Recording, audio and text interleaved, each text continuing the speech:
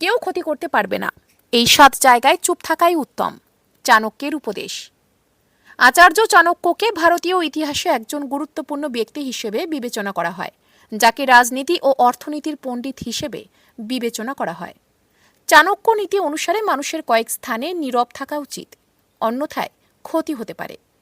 চাণক্য নীতি অনুসারে একজন ব্যক্তির সর্বদা নীরব থাকা উচিত, কারণ জিভই একজন ব্যক্তিকে সবচেয়ে বড় অপরাধী করতে পারে। তাই অনেক জায়গায় নীরব থাকাটাই তাদের জন্য সঠিক বলে মনে করা হয়। চাণক্য নীতি অনুসারে যারা সত্য পথে চলে তাদের কখনোই কারো দ্বারা দমন করার প্রয়োজন হয় না, তাই তিনি নির্বিঘ্নে তার পথে এগিয়ে যেতে থাকেন।